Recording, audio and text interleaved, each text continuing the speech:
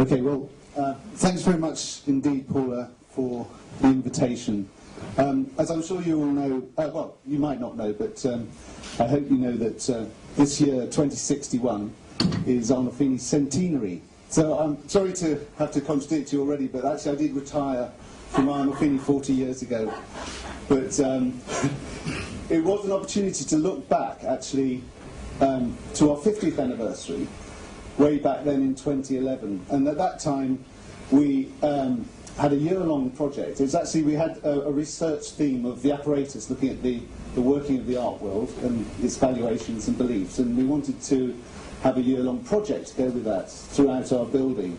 And we invited an artist, Neil Cummings, who is here today, to look at our archive and think about that. So actually the result of that was a project, Self-Portrait Arnolfini, which started way back in 1831, which was just before our building that we were occupying at the time was built. And then, interestingly, continued beyond our 50th into the next 50 years. And I think probably throughout that timeline, when one began to speculate about the near future, that's always been quite a political thing to do. So there were all sorts of interesting aspects of that. But anyway, before we get going, I was going to hand over to Neil to set the scene. So because Tom and I thought it would be interesting to do this in a kind of old school way, we decided to turn off composite ourselves and just try and rely on kind of local memory. So we thought it would be interesting if you could do the same, if you just disconnect and we'll try and just live in real time and just use local knowledge. So no enhancement. So if you could switch any composite memories off.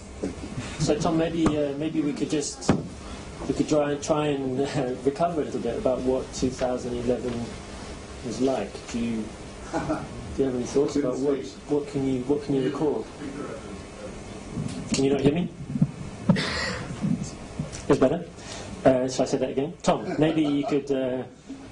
Looking back, yeah, as I say, well, without the benefit of enhancement, way back then, I mean, I remember it as being a time of kind of uncertainty that, if you like, Arnolfini at that point was still kind of using all these kind of inherited models. So, you know, it was a gallery, it had the black box of experimental theatre, white cube, etc. So it was kind of an accumulation of modernist platforms, really, and the kind of idea of a trajectory forward had really begun to sort of fall down with the economic crisis. We knew that we were on the kind of brink of quite a prolonged period of deep recession, and so interestingly there was a proliferation of future gazing. There were courses, future studies, futurology became an issue as everyone seemed to no longer have a clear idea what was going to happen in the future. So when we began to speculate on the future, it became clear that there were all sorts of stakes in the future. But I can recall dimly, as well as there being various financial crisis in bond markets, debt markets, there was also the formation of the Multitude, that sort of fledgling social enterprise coalition, which was very strong, I think, in some of the capitals in what was then Europe. No? There were various, let me think, there were the M15, I think they were called, in Spain, and various attempts to occupy. Occupy. Indeed. And I think it seemed to set in motion a kind of this alternative process of social organisation, I think, which of course we know later became the Multitude, but it was an interesting, I think it was in that moment around 2011, 2012. Indeed. In fact, if you like, at the time I remember saying to you that I felt that your projection into the future was rather optimistic, and in fact you've chosen to be deliberately optimistic, and it's quite easy just to see doom and gloom in the future, or it was at that point anyway. But it wasn't all optimistic. I mean, if you remember, I think it's about 2013 when, basically, well, in 2008, I seem to remember No, yeah, it was 2008 when Christie's, the auction house, bought a commercial gallery, the Haunch and Venison, I think. Oh, yeah. And that seemed to split, or in fact dissolve the separation between the primary and secondary market. So the auction franchises then began to just gobble up commercial galleries in a kind of land grab. No, they just like huge corporations. They just bought up all those commercial galleries, and they even made bids for, I think, some of the public galleries, like. What was it called? Serpentine, I think. Oh, yeah, that's right. Yeah, Serpentine was one, and let me think. There was even that place in Bexhill. What was that called? Oh, the Jello Wall. Yeah, or something like yeah. that. So that was bought by. Yeah. I think it was Christie's, no? Yeah, I mean, so essentially, I mean, this is the really an incredible thing, actually, Neil, that at the time, 50 years ago, I felt that this was it was a fantastic project, but it was a kind of almost utopian projection of the future. It was really quite optimistic. And as it turns out, of course, it was absolutely uncannily. It was, in fact, pretty much exactly what happened. So, I mean, just before we start perhaps working through your, at that time, predictions, I mean, just to explain that essentially... Tom, I really don't get this sense of predictions. Like, well, I know, it's reality, isn't it? Yeah, but at that just time, how it it was was. speculation. It felt as though it was, at least. I mean, you were obviously clearly divining the way things would be. But just to say, the timeline was essentially kind of split into three parts, so people... Just to explain how the project works. So there was, you can see on this cover that there's different coloured sprites. So the light blue is kind of art and its institutions, but the olive-coloured sprites, which populated the whole building, were really looking at kind of social and financial histories and futures. And then finally, the purple kind of strand was around technology. So Tom, I've managed to grab something composite which are just running in the background. Oh, great. And it's the same colour code, so you can decipher it. Okay. So as we haven't got a great deal of time, I think it'd be quite useful really to work forward from that period, if that's okay with you, Nick. Well, it's clear that, Tom, you and I wouldn't be here if, I think it was in 2014, there was some personalised gene sequencing. So, like, of course it started in 2000 with the release of the human genome, but it was really expensive, of course, but in 2014 it became much more commercially viable for individuals to become sequenced, and of course it released a whole phenomenal amount of new kind of medicines which were regenerative. So clearly here we are. Tom and I would never be here without regenerative medicine, which is fantastic. Yeah, but I'm sadly without the benefit of enhanced memory at this moment. 214, Tom, 214. Okay, well, you talked already about the multitude, which I suppose was an unexpected outcome of that kind of economic crisis, really. All the institutions of representational democracies began to break down. Sure. But, the adhocracies. I mean, actually, it would be quite useful to imagine it as if we were at the beginning of that process. So I don't know, it might be useful to revisit some of those terms that we've become so at home with now. Well, I guess, I mean, adhocracy started a little bit later, I think, from what I recall, but it's true that these local demographic and kind of anti-democratic protests, I think like that Occupy protest, I can remember, began to coalesce. So you had these various local adhocracies that began to take over local management of resources, budgets, local management. And these began to network and to form into local management groups using public assemblies. Again, I think that was in the Occupy movement were the people that really pioneered the use of assemblies, working groups, flatter, horizontal networking structures, which, as we know, later on began to really challenge when nation-states began to break up. As we all know, the multitude became the most useful means of organisation. Indeed, and we're talking about way back to 2012-13, that there was that milestone of actually when the UN amended Article 19 of the Declaration of Human Rights.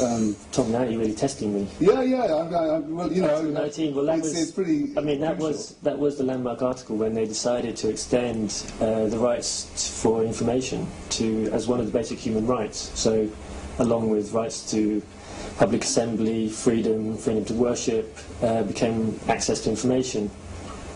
And clearly, that we wouldn't have composite, we wouldn't have had the whole richness of the public domain without Article 19. Yeah, and that coincided with the beginning of iCommons.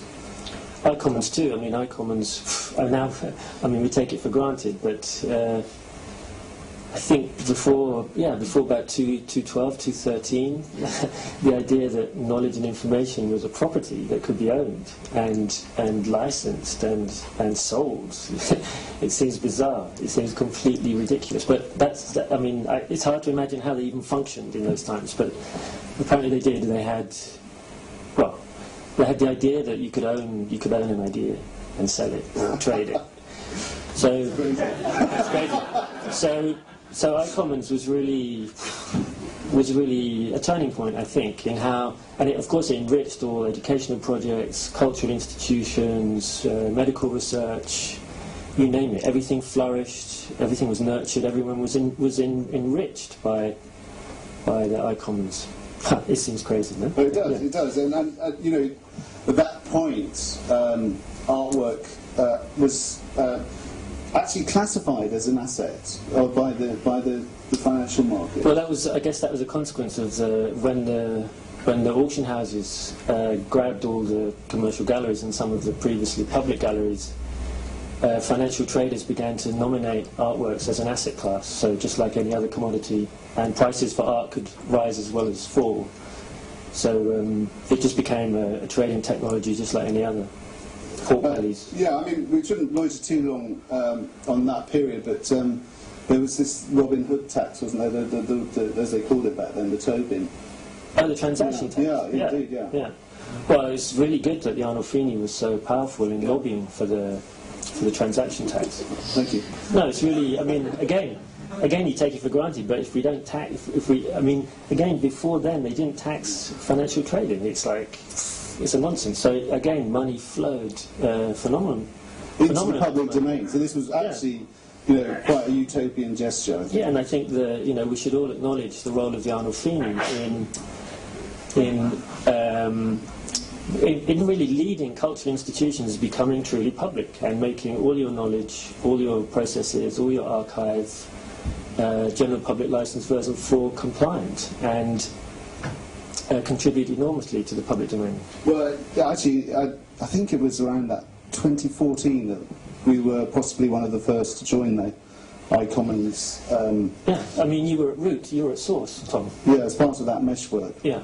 No, it's really, I think the Arnolfini should take great credit. At the same time, the Tate was opening new branches in Doha, in the United Arab Emirates.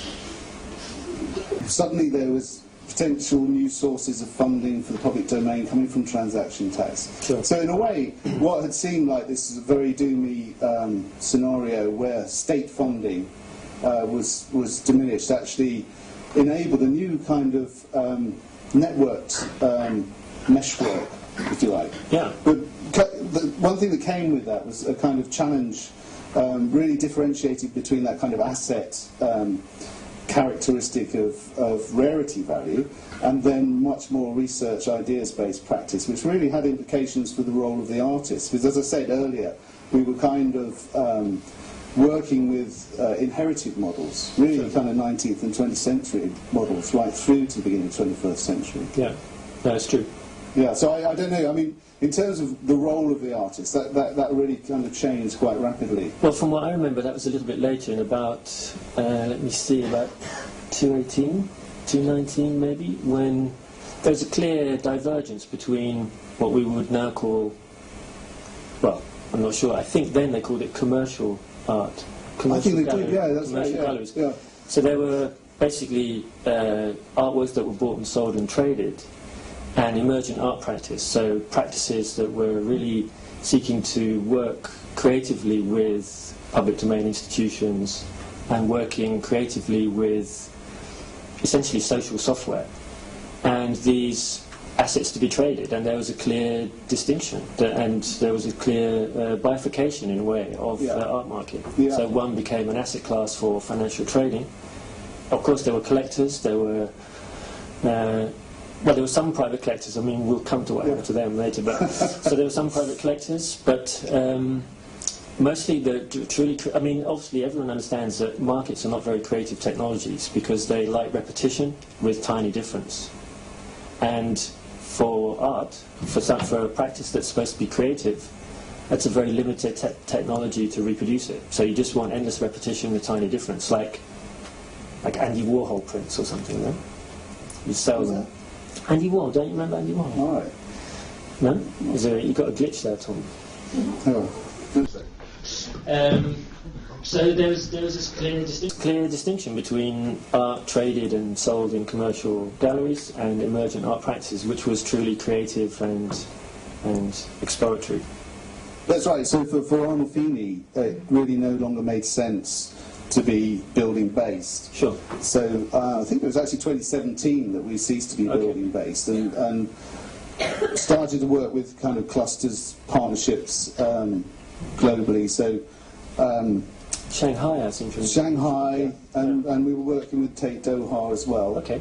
That's because I seem to remember those previously carbon economies were trying to convert themselves into knowledge economies, no? And I think you were really influential there. Well, and the Arab Spring had such a massive impact, long-lasting for that area of the world. Yeah, but that change to knowledge and culture seemed really powerful for that region, no? And Arnolfini was there. Arnolfini was there before many other institutions. Okay, because I'm conscious of time, we should probably try and get into the 20s. A golden decade. Yeah, indeed. I mean, we mustn't also lose track of these different strands of development. So, I mean, thinking about social and financial again, there was the whole issue of singularity, and the singularity bond. Oh, that was a joke. Well, I mean, it's quite a complicated one if you can bear to think about it, Neil. Well, I mean, again, once let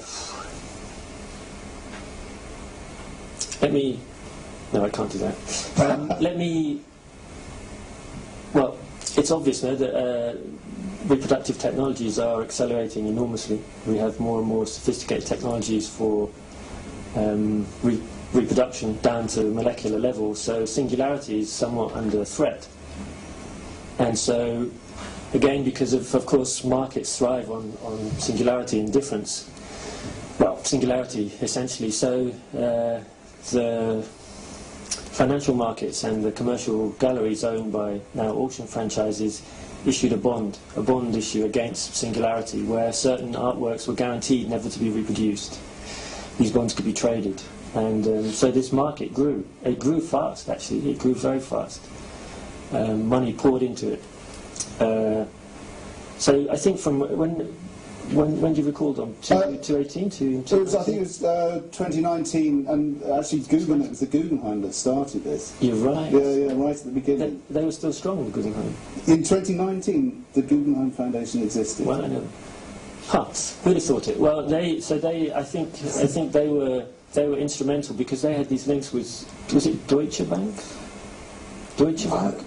It might well have been, yeah. I mean, there was this Morgan thing, wasn't there? Some Morgan capital accumulation. Yeah, now it's coming to me, yeah. Anyway, so they try to use singularity as a new source of capital.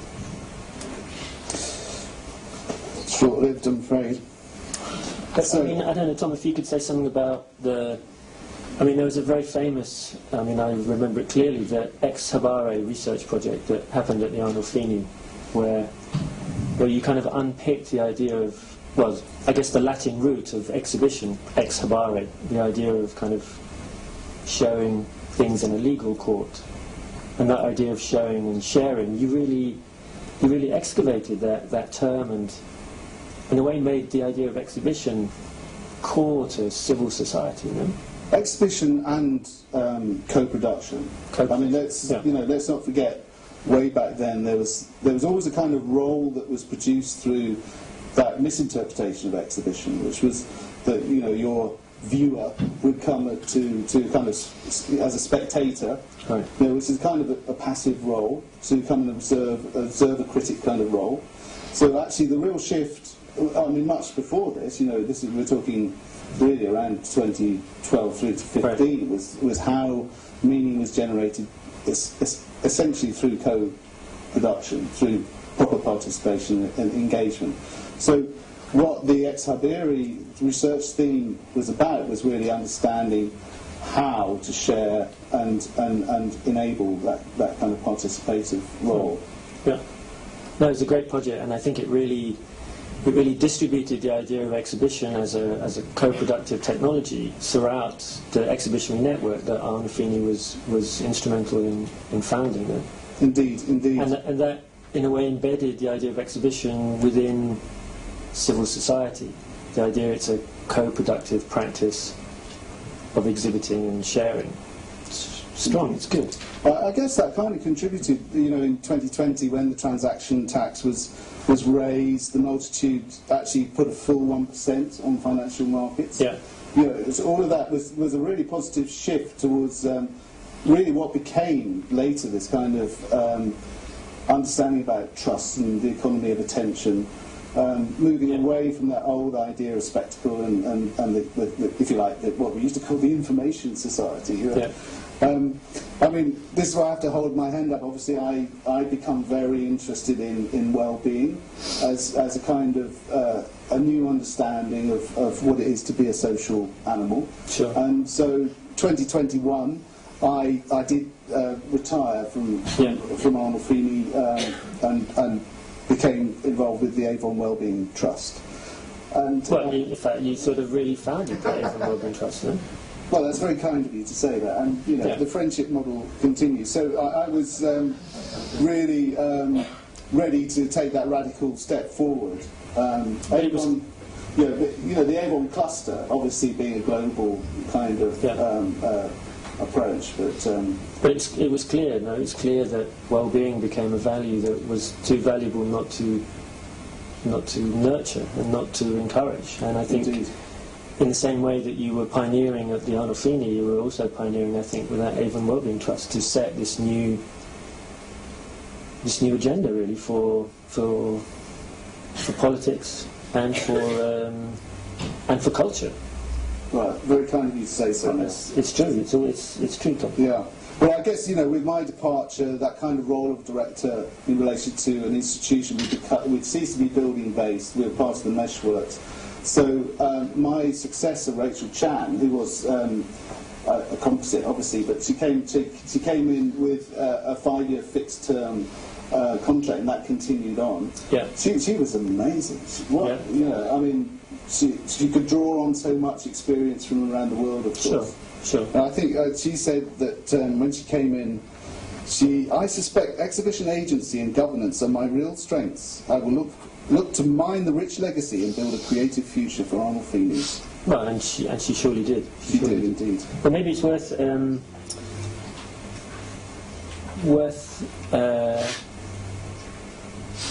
remembering that. Well, of course, public institutions were thriving.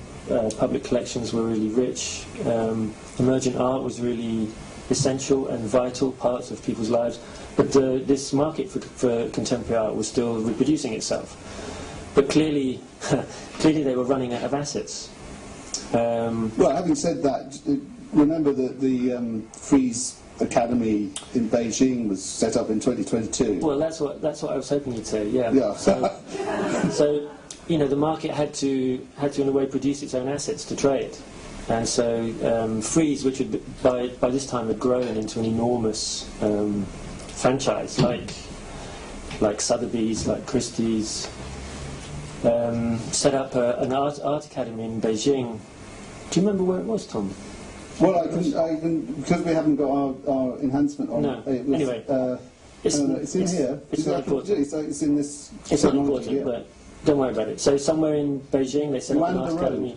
Okay, yeah. It's near the bridge, I think. It's near the bridge over the... Yeah, that's right, yeah. So there was this art academy they set up to essentially produce assets for the market, no?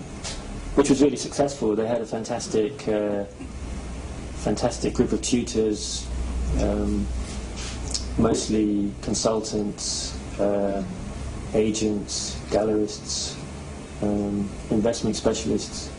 No, it was impressive. It was, Indeed. And this all was before 2024, when we had that terrible... That was the collapse, no? The virus got into the dark pool financial trading algorithms. Yeah, and Guggenheim went down. It was absolutely disastrous. Well, let's say that. It was disastrous for these commercial galleries indeed. markets because they really suffered, but actually it released phenomenal resources. So Guggenheim, all those private collectors who have built museums and built collections, well, basically through a load of default donations, they gave all the collections back to the public domain. Yeah, so actually, in many ways, it was a rather amazing. Crisis is opportunity. Exactly. And it meant that we could share all these works which had been held in private, now became owned publicly. Yeah. Which was great, and that actually set a kind of precedent which really spread rapidly. Yeah, and the virus, well, those dark pool tradings, they were always on the edge of legality, and it was only because the multitude were able to... I mean, that's why they made the transaction tax go up by 1%, because the multitude were able to police dark pool trading. But, I mean, they were quasi-legal, let's be honest. I mean, people trading invisibly. I mean, the whole idea of market, obviously, is that everyone has access to the... No, well, let's not go into that. Well, let's say it wasn't transparent. It was the inverse of transparent. It was well, and obviously the excuse they give for using these dark pool trading mechanisms is because they don't want to move the market against themselves when they're trading. So they don't want to inversely affect the market by trading invisibly. Essentially, they end up trading with themselves virtually via a broker. And I mean, a bit like I suppose it was a minor version of this back in 2008 through sort of 2015. Obviously, we went through that very difficult economic time, but this was a real kind of meltdown, and I suppose that really did lead to the Great Refusal. I mean, it was 2027, obviously coordinated through the multitude. Yeah. Well, I think it's extraordinary because doing a little bit of research for today, I watched some of the archive resources of a conference that they did, or a symposium they did in Plymouth. For this, there used to be a thing called the British Art Show, and but one of the presentations was about this idea of refusal. Is that? Oh, yeah, of course. No, it was really interesting. It was about this idea of refusing to work or refusing, and it's extraordinary. You're right. In 227, when there was this mass refusal, where again, you're right, coordinated through the multitude, people refused to participate in the democratic process because they're no longer being represented, and it initiated the breakup of nation states.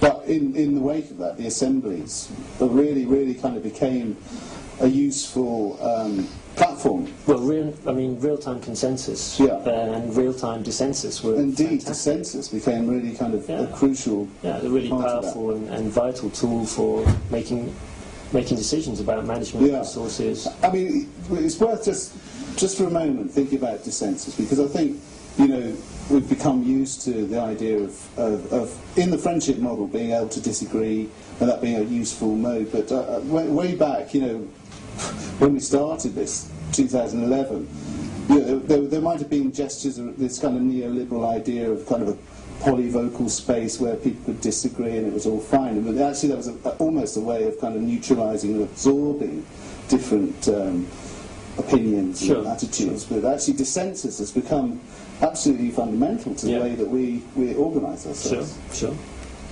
Rightly so. So 2027, I guess alongside the Great Refusal, there was the collapse and the withdrawal of the Singularity Art Bond. Yeah. I mean, I think because of nanotechnology, reproducing down to molecular level,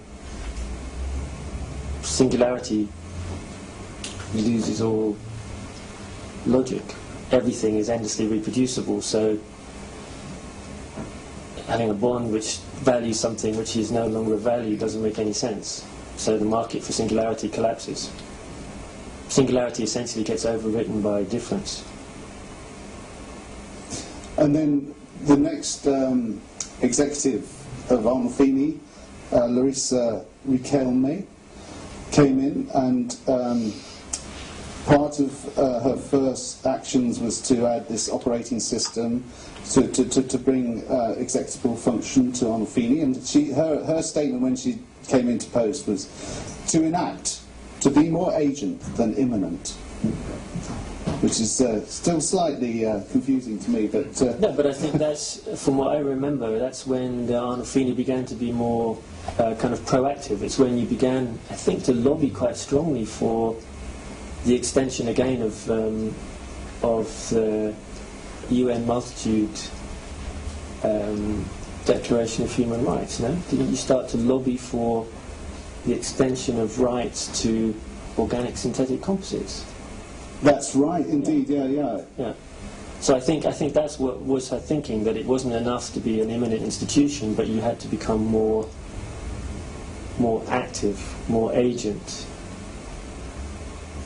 Indeed, and towards the end of that decade, you were talking about organic synthetic assemblies. Actually, they started the Turing test for them, and actually there was an addition of rights, so they were actively involved in the assemblies and so forth. From what I remember, the rights came later, but it's true, I think in 236, the first organic synthetic assembly passed the 1950s Turing test.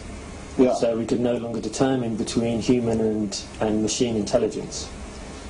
And, well, when that starts, of course, you have to start thinking and extending rights to these organic assemblies, organic or synthetic assemblies. I mean, I'm conscious of time, so we should wrap up soon. But we're in the 30s now. But I mean, I suppose that what time we've just talked goes so fast. it does.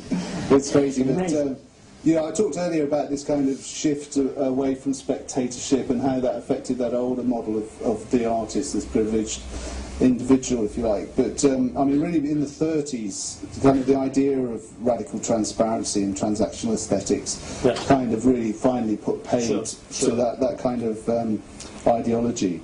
And in I think it was 2035, Arnolfini became a key value in economies of trust and attention. And this is really quite interesting because, if you like, in the older model of the information society, the real kind of asset was attention. What information required and demanded was our attention, and we were attention poor. So actually, that became recognised as a key sort of factor of the economy. Yeah. Well, it just seems ridiculous now when we think about it that somehow money as an accumulation of value and as a key index of value just seems so limited. And it's vital that, of course, the work you did with the Avon Wellbeing Trust, values like trust, care, attention, were values that are true values, and it's right that we built economies and we fought for the right to value those things. Yeah.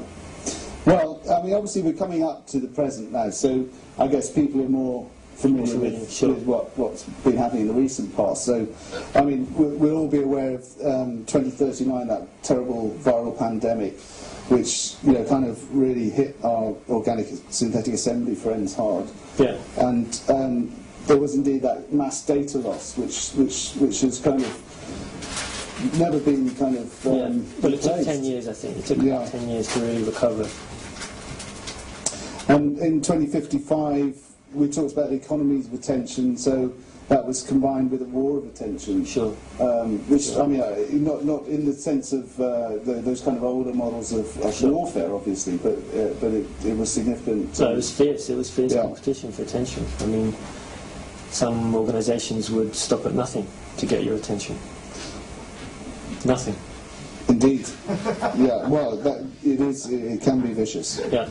2056, Article 39, Declaration of Human Rights, proposed to redefine personhood and extend to organic synthetic assemblies, and that was something that was fought for decades. And you know, it was. And I think again we shouldn't underestimate the role of Arnolfini. I think your shift to being more agent was vital in trying to extend these rights to organic synthetic assemblies. And it's true, I think, in 261, no, that the UNHDR was passed by the multitude. Indeed. And rights were extended to others. So all those issues around singularity, etc., that have all gone, overwritten by difference. Sure. And now this year, 2061, here we are, our centenary. Of course, the comet is on its way. So we've got over our anxieties, and you know, I'm just happy to be in an economy of trust and attention. I'm very pleased that you could join us again there. Well, thank goodness for regenerative medicine. Thank you very much. Well, I was going to say, I mean, thank you very much. It's been fantastic, sort of retrospective look in the last, 60 years. But I was wondering now, today, present, 2061, maybe you could speculate a little bit more on your future. My future? The future of Arnolfini and your future. 2061. Well, it depends on the comet. Future. As we know. Sorry. I mean, I guess, you know, it may pass us by, but I don't think, you know, with that shadow, we can really speculate. But you know, let's hope it passes as a planet. I'm cautiously optimistic.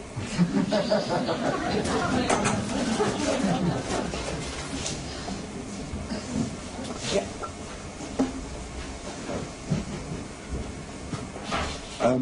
Casting your mind back again 50 years to 2011, I don't know if you've got, if your research has covered this part of history, but I was very interested in how, whether you could see a change in how people thought about time itself. You talked a lot about kind of like infrastructure and economics and how that changed, but going back to the British Art Show 7 Symposium that was discussed at that time, modernism was discussed quite a lot, actually, in that thing, and the idea of progress and different models of modernism and the future seemed to be hanging over that. I was just wondering if the time from 2011 onwards, people thought about time in a very different way, or perhaps you didn't cover that. Maybe you could tell us what you remember about time. I mean, feel free to switch back on again. Well, I mean, I was just wondering whether the idea of the past and the future being just a little bit more arbitrary, and the mix and match aesthetic, a kind of like a networked way of looking at time, was something that could have like figured through the idea of possibility as well. Whether that kind of like opened out rather than, you know, the idea of being progressed through, pushed through by a particular sort of technological set of options, a network notion of time, atemporality. Did that figure? From what I remember, it was one of the possible futures. Sure. That was the interesting thing about all that interest in future. There was this idea of possible, probable, preferable futures. But there was also the wild card.